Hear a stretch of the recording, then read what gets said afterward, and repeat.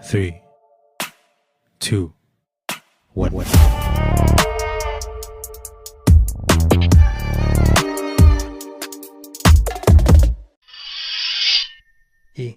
AM Jaishankar, Kazakhstan FM Murat Nerdlu discuss India's increasing engagement with Central Asia.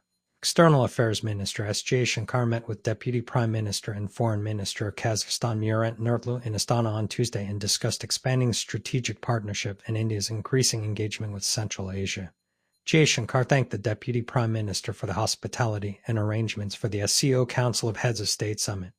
The two ministers further exchanged views on regional and global issues. Delighted to meet DPM and FM Murat Nerdlu of Kazakhstan in Astana today. Thank him for the hospitality and arrangements for the SCO Council of Heads of State Summit. Discussed our expanding strategic partnership and India's increasing engagement with Central Asia in various formats. Also exchanged views on regional and global issues. AM Jaishankar said in a post on X. AM Jaishankar arrived in Astana on Tuesday to represent India at the SCO summit, which is being held under Kazakhstan's chairmanship. The AM was welcomed by Kazakhstan Deputy Foreign Minister Alibek Bakiev at the airport. Jaishankar is leading the Indian delegation at the summit. The SCO summit will be held on July 3-4.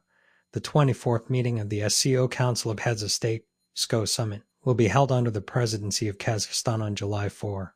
At the summit, the leaders are expected to review the organization's activities over the past 2 decades and discuss the state and prospects of multilateral cooperation. Topical issues of regional and international importance are also expected to be discussed at the meeting, the Ministry of External Affairs said in a press release. India, under its first-ever presidency of SCO, hosted the 23rd meeting of the SCO Council of Heads of State in virtual format on July 4, 2023.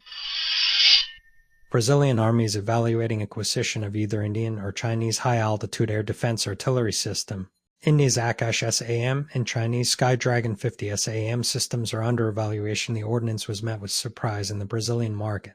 Until then, it was understood among local stakeholders that the Brazilian Air Force, FAB, would be responsible for high-altitude air defense systems, and the Army would only lead short and medium-range air defense projects, reported Brazilian media Zona Militar.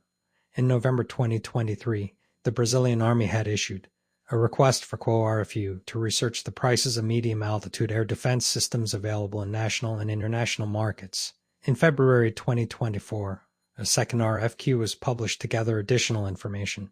During a public hearing at the Committee on Foreign Relations and National Defense of the Chamber of Deputies in April this year, Army Commander General Tomas Miguel Paiva expressed concern about the absence of medium and high-altitude air defense systems in the country.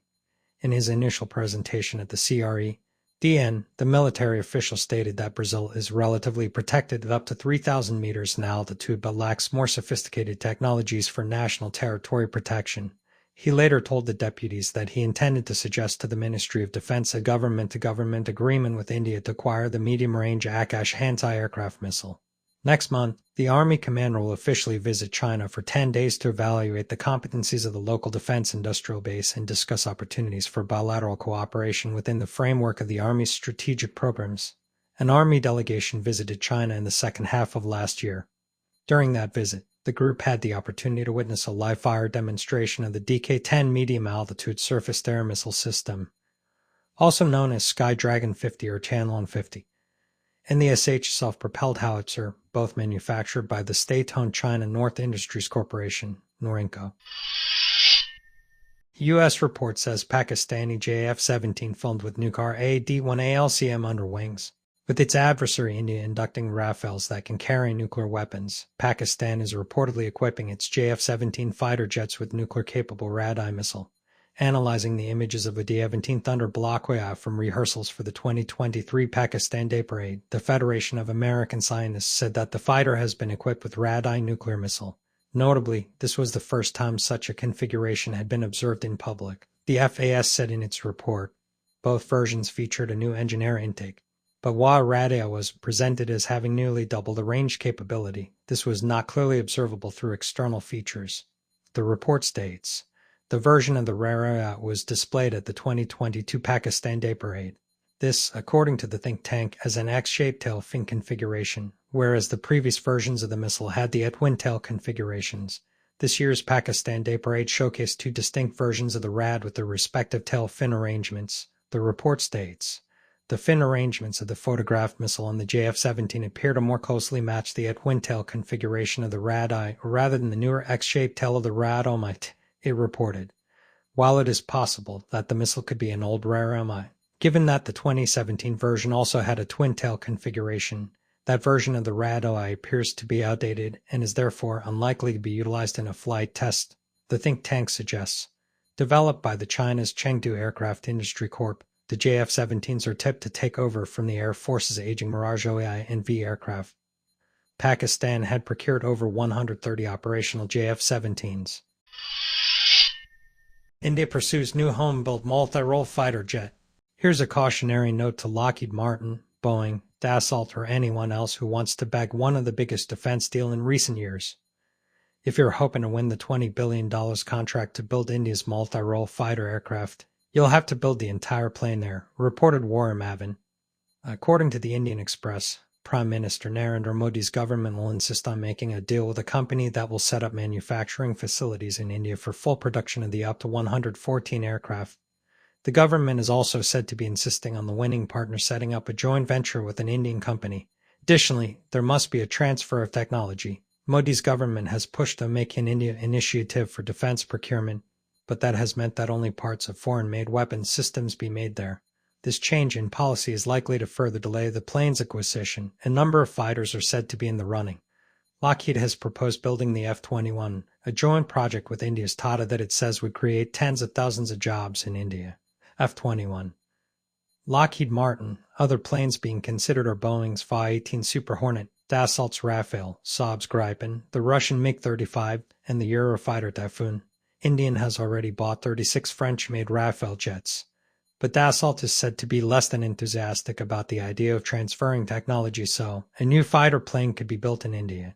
India is in a race to replace aging planes bought from the old Soviet Union at a time when two possible foes, China and Pakistan, have upgraded their air forces. China has deployed its J-20 fighter near the contested border with India, while Pakistan has shown interest in buying the Chinese-made FC-31, which is similar to the US F-35, and the Turkish Kan, both of which are stealth fighters. Kremlin says Modi visit could deepen Russia trade ties with India. The Kremlin has stated that the final details of Indian Prime Minister Narendra Modi's visit to Russia are being worked out, and that deepening trade and economic cooperation will be one of the key themes of the visit. The dates of the visit have not yet been announced, but a Russian state news agency reported last month that the visit would take place in July. The Kremlin spokesperson, Dmitry Peskov, emphasized the importance of the visit and stated that regional security, global security issues, and trade and economic cooperation are always high on the agenda of such meetings. Peskov also highlighted the trusting relationship between Modi and Russian President Vladimir Putin. The visit is expected to strengthen the trade ties between Russia and India, which have been growing in importance since the Kremlin sent troops into Ukraine in February 2022. India has become a key trade partner for Russia, particularly in the oil sector, as China and India have become key buyers of Russian oil following sanctions imposed by the U.S. and its allies that shut most Western markets for Russian oil. The Kremlin has yet to announce the dates of the visit by Modi, though a Russian state news agency reported last month that the visit would take place in July. I can only confirm once again that the visit is in the final stage of preparation, Kremlin spokesman Dmitry Peskov told reporters. The very important visit. Peskov said that regional security and global security issues were always high on the agenda of such meetings.